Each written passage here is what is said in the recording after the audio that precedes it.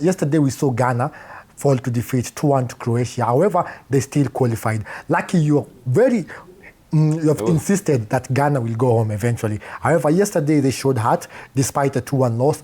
Do you feel like yesterday it came down to the quality and experience that Croatia have, or were Ghana just too wasteful with their chances? If you are speaking about being wasteful with the chances, I don't see the chances that they created a lot. They did not create clear-cut chances. Clear chances that we expected. But in that game, Ghana knew that they already qualified. So the person who had the real task was Croatia, and I watched. In fact, I was commenting that game, and I feel, yes, Ghana. We as Africa, we should support Ghana, or rather we have to support it. But the way they're playing and the way, that aspect of putting the bus, you cannot be defending all the 90 minutes. If you want to score goal, you have to attack and take chances. But Ghana is using that backline of 5. Party amekuwa sasa, nimeshangaa Party ucheza mid, amekaza yako kwa mid. Atoki kwa center back, unacheza game gani kwa center back Party? You have to attack, you have to risk it. Yeah. Exactly. Although they brought in Asante, and I saw some changes, though he was not that physical, rather that sharp to get some chances. But I feel they still have a long way to go. Mike, I'll not be surprised if they're being beaten by Colombia. Colombia is good. Wow, Mike, up next, of course, don't weigh in on Colombia too much because they're going there next. Ghana, Ghana came into the tournament with a lot of drama, Sure. Party with a lot of allegations, We've seen that drama. It always comes with African football. But now they were able to qualify. Now the question for you, Mike, is Ghana take on Colombia up next. Do they have even the slightest chance against a Colombian side led by a very capable Luis Diaz and James Rodriguez? Do they have a chance to make Brazil? Exactly. Do they have a chance? For Ghana, I don't think they have a chance.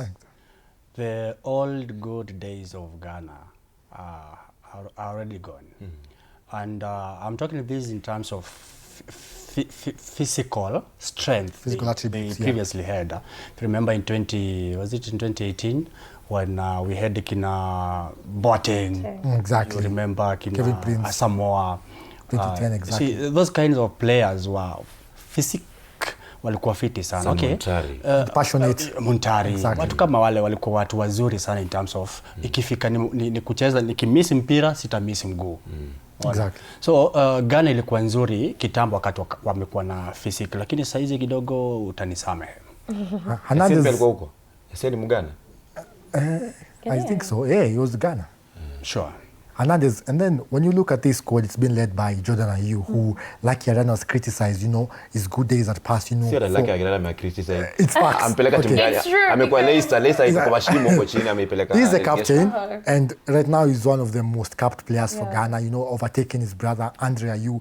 Do you feel like his time has passed out? Should he leave the ruins and let Ghana rebuild from the bottom up? Because they have quite good talent coming up. Do they have to rely on a player who has taken Leicester to the bottom, a player who was, it's time he retires. It's the same thing we said about Cristiano. But still, do you think when you look at this squad, has it aged enough? Does it have that, pace, physical attributes to overcome Colombia? I think football is evolving, right?